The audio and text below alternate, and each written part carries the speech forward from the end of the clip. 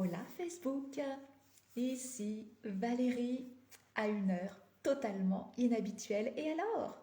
Je sens qu'il y a beaucoup de choses qui vont changer. Ah, je me suis mis un cheveu dans les yeux avec des lentilles, c'est totalement inconfortable. Ah, ça va mieux.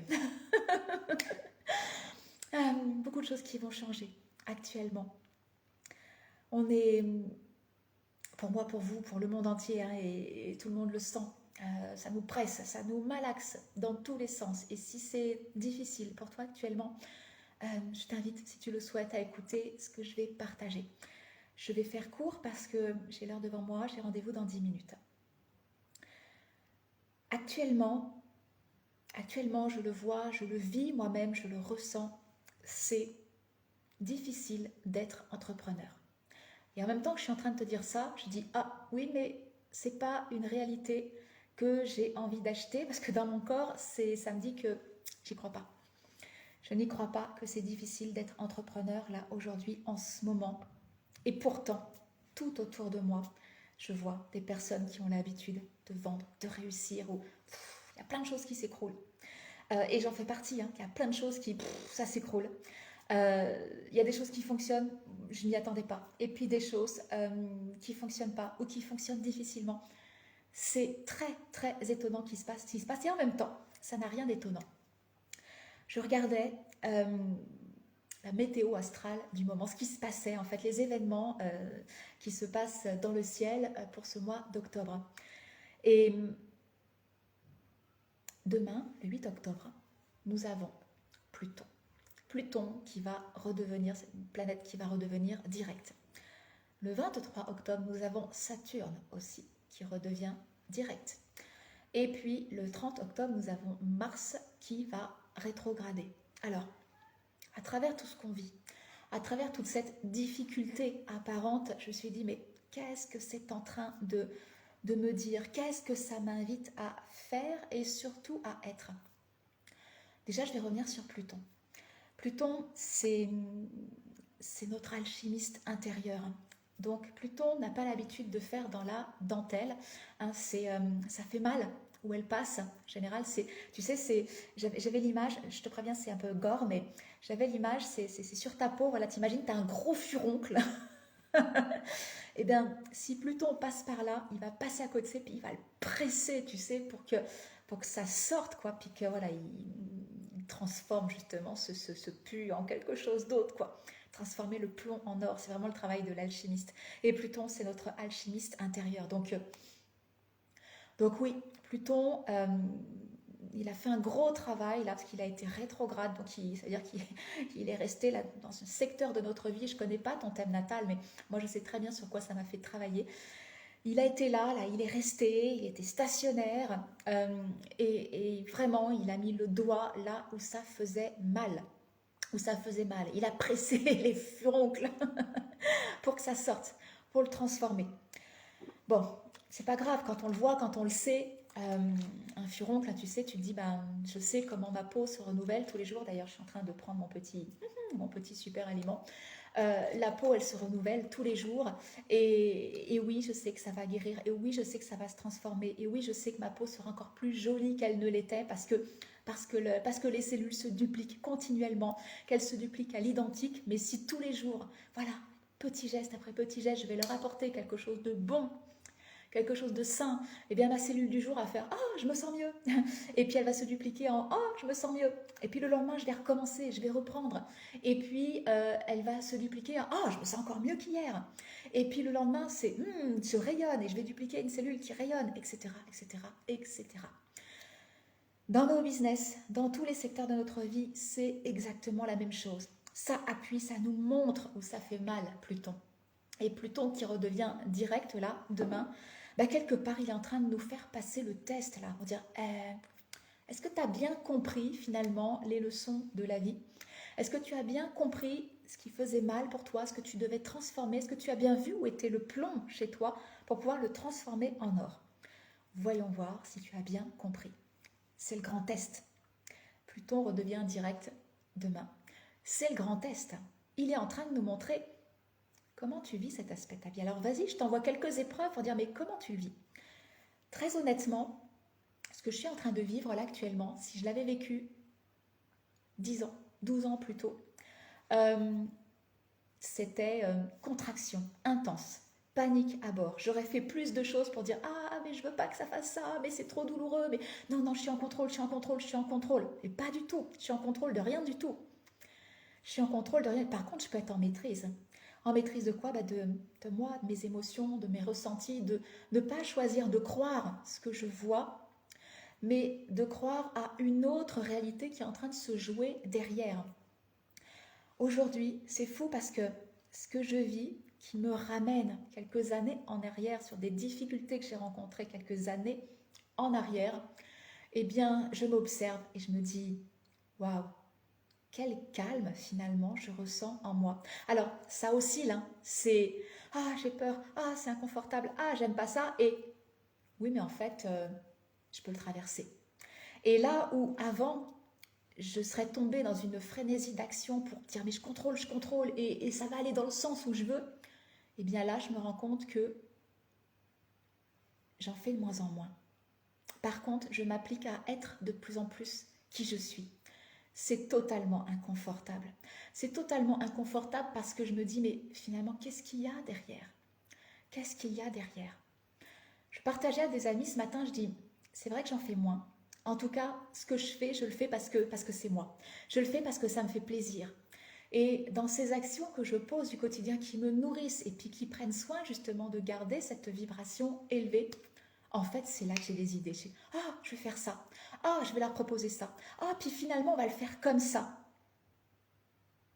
Mais j'ai pas forcé. Ça vient, ça tombe. Je suis pas enchaînée 15 heures derrière mon écran comme j'aurais pu le faire auparavant. Pas du tout.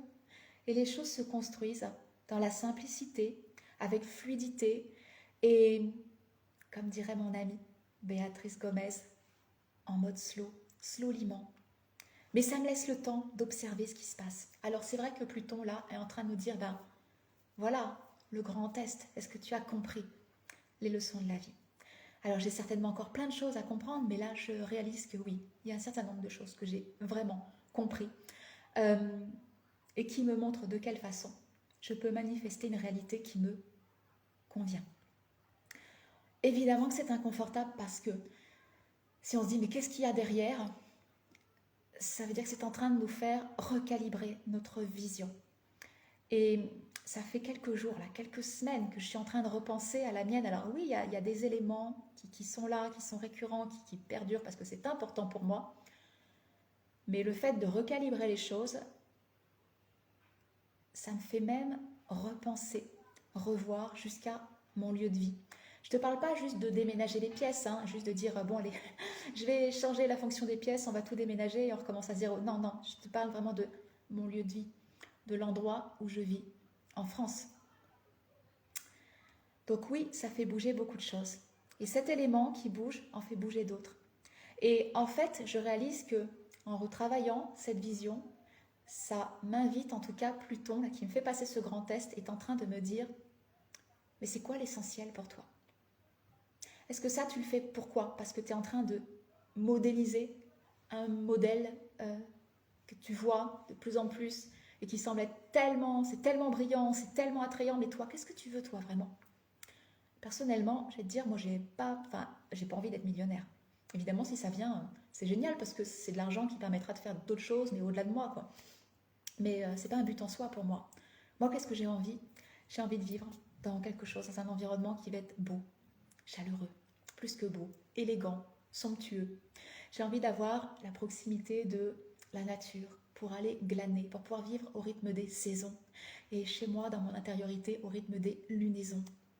J'ai envie d'avoir un espace aussi pour créer, parce que créer de mes mains, c'est quelque chose qui est... C'est comme respirer pour moi, c'est vital. J'ai envie de pouvoir partager tout ça en faisant du lien, en fait, avec ma façon de vivre. Donc, oui, il y a des moments particuliers dans l'année où je célèbre. Et en fait, je réalise que tout ce que je fais, tout ce que je sais, tout ce que je partage euh, est lié. Je continue de faire du lien, toujours avec mon ikigai, toujours, toujours, c'est toujours le point de départ, c'est je refais du lien entre les choses. Donc là, actuellement, oui, ça nous demande de refaire du lien entre les choses, de nous délester de ce qu'on a acheté qui ne nous appartient pas, de nous délester de ce qui est neutre ou lourd pour nous et de ne garder que ce qui nous met dans une vibration haute, dans quelque chose de léger. Ça, c'est Pluton.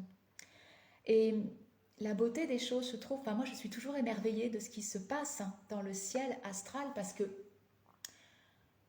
certes Pluton nous fait rebouger les choses, euh, nous fait recalibrer notre vision parce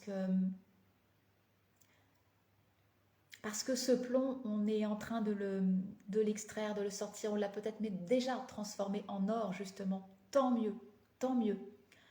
Mais ça fait bouger tellement de choses qu'on ne reconnaît plus très bien l'endroit où on est, alors qu'il soit physique, qu'il soit numérique, hein, qu'il soit personnel, qu'il soit professionnel.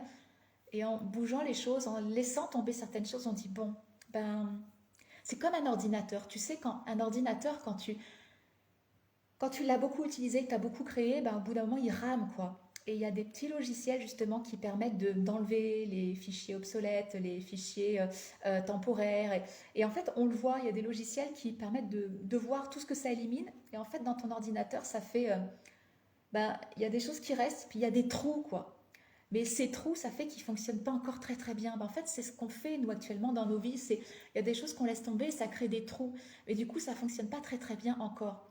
Bah, la phase après, là, de cet ordinateur, bah, une fois qu'il a fait les trous, qu'il s'est débarrassé de tout ce qu'il ralentit, il restructure en fait. Et on voit bien, hein, hop, hop, hop, il remet les choses en place. Là, je ne sais plus ce que c'était que ce logiciel, mais je trouvais ça très visuel, très parlant, et ça nous raconte ce qu'on est en train de faire dans notre vie. Saturne. Saturne va redevenir direct le 23 octobre. Là, entre justement le 8 octobre, où on sent bien que ça y est, on a laissé là tout ce qui ne nous était plus utile, entre le 8 octobre et le 23 octobre, on n'est pas un ou deux jours près, hein, mais ça va nous inviter à dire, bon, avec tout ce que j'ai laissé tomber, tous les trous que j'ai créés, c'est tout ce que j'ai gardé, comment je vais restructurer les choses. Parce que Saturne, c'est ça. Saturne, c'est la discipline qu'on va mettre en place. Donc ça peut être une discipline joyeuse, ça devrait être une discipline joyeuse. C'est oui, il y a des récurrences, oui, il y a quelque chose que je fais chaque jour, parce que oui, je dois le faire, mais en même temps, je dois le faire, mais ça me fait tellement plaisir, c'est tellement qui je suis. Donc c'est ça, Saturne, c'est remettre de la structure dans les choses. Bon, voilà, voilà mon nouvel environnement, voilà dans quoi je vais évoluer. Mais vous savez, la beauté de la chose, c'est que quand on fait une grosse transformation comme ça, c'est comme si tout d'un coup on déménageait, là, on change complètement d'environnement. Vous savez, quand on déménage, il y a un temps d'acclimatation, hein. On a besoin de se réinstaller, on a besoin de découvrir l'environnement dans lequel on est pour pouvoir retrouver des habitudes et puis fonctionner, on va dire, à plein régime. Euh, Ça, c'est Mars qui nous en parle. Un Mars en Gémeaux, c'est un Mars ouais, qui va un peu dans tous les sens, quoi.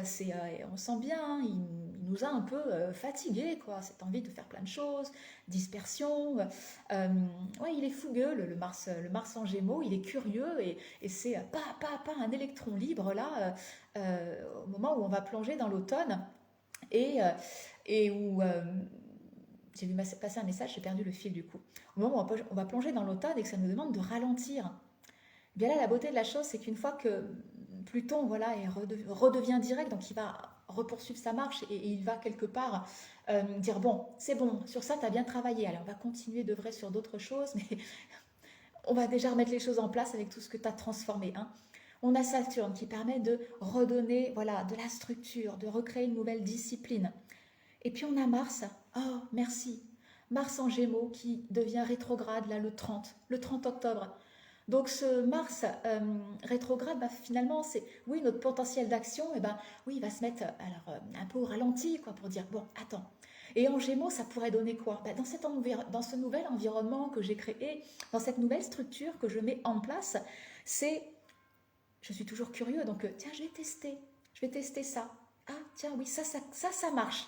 Oui, mais ça non, ça marche pas, je le garde pas. Ça marche, mais pas tout, ça je le laisse de côté. On va être en mode essai, erreur. Et Mars en Gémeaux, on en a pour jusqu'à à peu près fin mars 2023. Donc 23 mars 2023, je crois, je ne suis pas sûre. J'ai tellement de dates là actuellement.